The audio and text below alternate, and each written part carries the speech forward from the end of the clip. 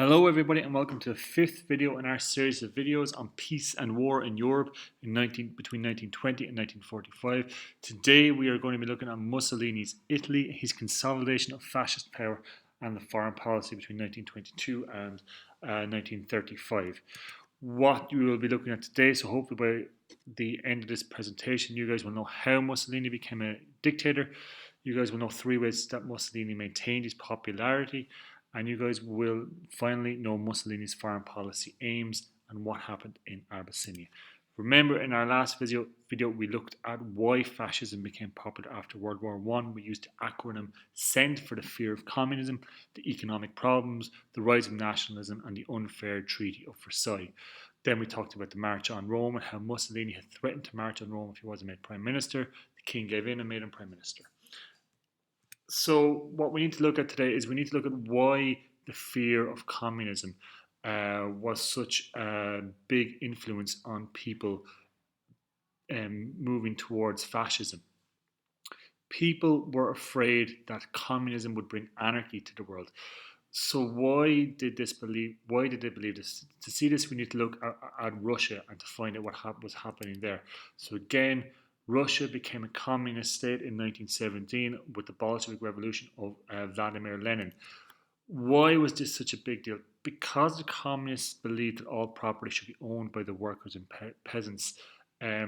This began to gain popularity with the poor people in Italian society. The rich weren't happy about this, and rumours spread of terrible acts of violence being committed against people just because they had land or wealth. And this caused great fear, not only in Italy, but in all of Europe. But in Italy, it was really pushed by Mussolini.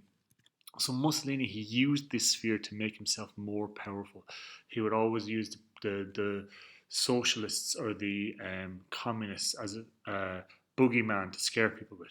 And by 1926, he becomes known as Il Duce, or the leader. And we're going to look at how he became the leader, how he made himself a dictator.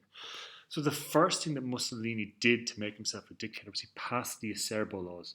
And these changed the rules of parliament to give his party the majority in the parliament. It assured that whatever party got the most votes was given 2/3 of the seats in the parliament. So even if you didn't win a majority vote, you would, if your party got the most votes, you would now be able to vote as if you had a majority in parliament. In 1924, his party did win a majority in the 1924 election. As you can see here, out of the 535, all the ones in black were Mussolini's. So he had power within the government now as well to do what he wanted. He intimidated enemies, and he even had a fellow politician killed. On the 30th of May in 1924, Giacomo Matteotti, he stood up in the parliament and he spoke out against Mussolini and the fascists. 11 days later, he was kidnapped and he was murdered. And this was seen as a warning to anybody who wanted to stand up to Mussolini. He also, like any good dictator, he had a secret police, and the secret police that Mussolini had was known as the OVRA, and these were set up to stop any political opposition to him. Finally, he passed a law that allowed him to rule by decree. He banned all other political parties in 1926, and he put in this rule by decree. This allowed him to make any laws without going through Parliament. So now that he's made himself a dictator, how does he maintain his popularity? How does he maintain his grip on power?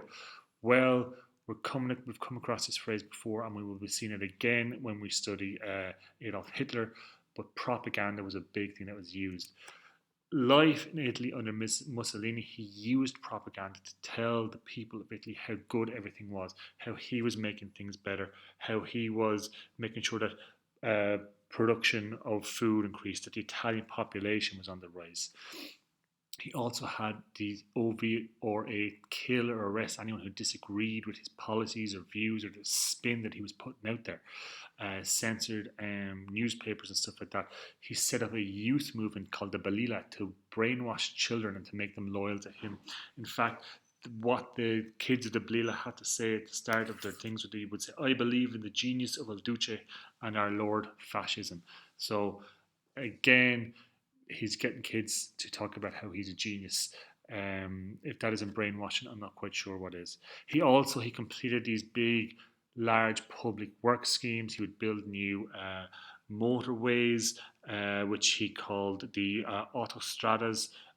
He also reclaimed the Pontine marshes, and anything he would do like this, any kind of public work he would do, he would have big propaganda schemes, and he would be there getting photos taken with him and make them look like they were big things. He also set up the corporate state, and this kind of helped control wages and working conditions in all the areas of the economy, which would have kept people happy. That there was a little bit of solidity to the economic situation. Probably Mussolini's biggest achievement was the Lateran Pacts. So, since the founding of the State of Italy in 1870, which we looked at last time, there had been a dispute between the Vatican and the governments of Italy. The Pope didn't want to be part of Italy. He wanted the Vatican to be recognized as an independent state, and this was something that the governments of Italy weren't willing to give him. Eventually, in 1929, Mussolini negotiated with the Pope and they signed the Lateran Pacts. And under this agreement, the Vatican City was recognized as an independent country. And Mussolini also decided that he would officially make Catholicism the official religion of Italy.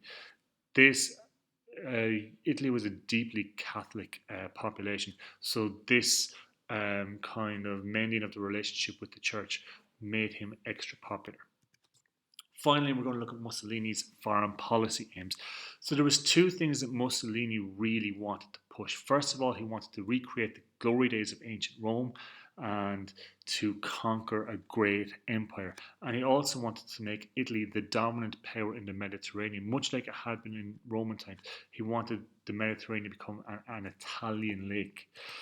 So Italy had colonies in Africa at the time. They had Libya, which you can see up there beside Egypt. They also had Italian Somaliland, and above Abyssinia there they had Eritrea.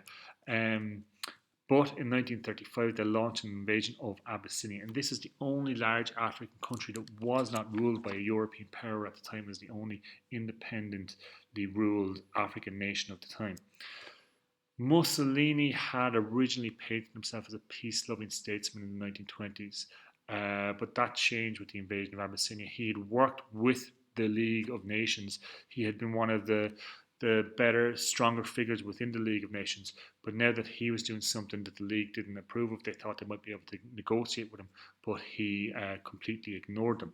So despite an impassioned speech from Haile Selassie, the Emperor of Abyssinia, to the League of Nations, it achieved nothing.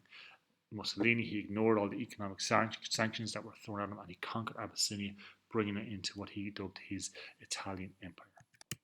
So that brings us to the end of our presentation. So by now you guys should know how Mussolini became a dictator, the 5 steps we went through that he did to establish himself as a dictator.